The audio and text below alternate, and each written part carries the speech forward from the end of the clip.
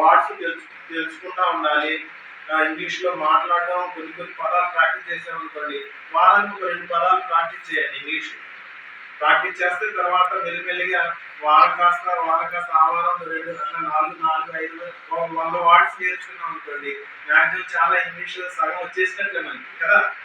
అట్లా ఇంగ్లీష్ మీద మంచిగా పట్టు సాధించుకోవాలి. అట్లానే మ్యాథ్స్ చేయండి, మ్యాథ్స్ ఇంట్రెస్ట్ ఉన్న వాళ్ళు మ్యాథ్స్ చేయండి.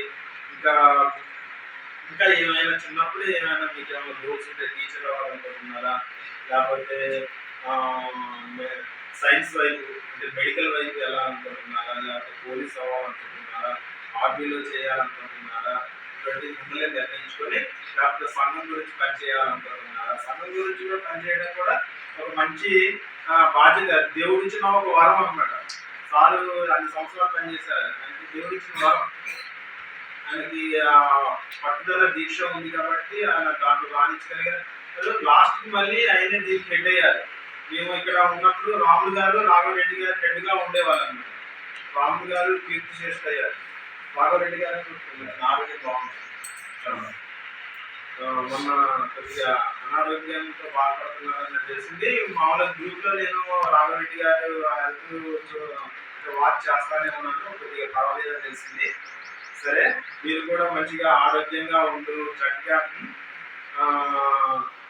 చెప్పినట్లు చక్కని విషయాలు తెలుసుకుంటూ ఏంటి బాగా చదువుకోవాలమ్మా. అట్లానే కొన్ని కరెంట్ అఫైర్స్ కూడా తెలుసుకుంటా ఉండాలి, న్యూస్ తెలుసుకుంటా ఉండాలి. ముఖ్యంగా మనం ఎంత చదువుకున్నా సరే ఉన్న ఓన్లీ పుస్తకంలో ఉండే జ్ఞానమే కాకుండా బయట జ్ఞానం కూడా తెలుసుకుంటా ఉండాలి.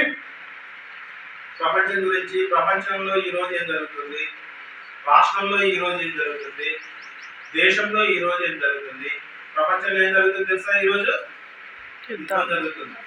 ఇజ్రాయిల్ ఎవరెవరు జరుగుతుంది యుద్ధం చెప్పండి? అమెరికా, ఇజ్రాయిల్, ఇరాన్, వీళ్ళ మధ్య యుద్ధం జరుగుతుంది. ప్రపంచంలో ఉండే విషయాలు తెలుసుకుంటా ఉండాలి, దేశంలో ఉండే విషయాలు తెలుసుకుంటా ఉండాలి. మన రాష్ట్రంలో కూడా ఏం జరుగుతుంది ప్రతిరోజు కూడా కొద్దిసేపు న్యూస్ కేటాయించాలి. న్యూస్ గురించి తెలుసుకుంటా ఉండాలి. కొత్త న్యూస్ ఏమన్నా ఉంటే నోట్బుక్లో రాసుకుంటా ఉండాలి. కొత్త ఇంగ్లీష్ వర్డ్స్ నేర్చుకుంటా ఉండాలి. మనం నేర్చుకోవాలనే తప్పనుంటే ఏదైనా నేర్చుకోవచ్చు. మ్యాథ్స్ అయినా పెద్ద ఇదేం కాదు, మ్యాథ్స్ కూడా తెలుసుకోవచ్చు. దాని మీద కరెక్ట్గా మనం దృష్టి పెడితే మ్యాథ్స్ కూడా మనం నేర్చుకోవచ్చు. సైన్స్ గురించి తెలుసుకుంటా ఉండాలి. సైన్స్ ఈ ఫ్లవర్ చూసే మైక్రోస్కోప్ ఇవన్నీ చూసే బాగున్నాయి. తర్వాత ఏంటంటే దేశభక్తులు ఫోటోస్ కూడా బాగా వేసారు, చాలా బాగున్నాయమ్మా. ఇంకా నీట్గా ఉంది, చక్కగా రూమ్లన్నీ కూడా చక్కగా నీట్గా ఉంచుకోండి, మంచి పేరు తెచ్చుకోండి. భారతీ మోహన్ కూడా మంచి పేరు తీసుకురండి, మీ తల్లిదండ్రులకు మంచి పేరు తీసుకురావాలి. అలాగేనా? సరేనా? ఆకలి అవుతుందా? చెప్తానంటే నేను చెప్పుకుంటే వెళ్ళిపోతుంది, టీచర్ని కదా, అట్లా చెప్పుకుంటే వెళ్ళిపోతూనే ఉంటాయి. ఎన్నో విషయాలు మా పిల్లలకి రోజు చెప్తూనే ఉంటాం, మాకు అలవాటు. కాబట్టి మంచిగా చదువుకోండి అమ్మా. అప్పుడప్పుడు వస్తూ ఉంటాను నేను. ఓకేనా? సరే, ఓకే.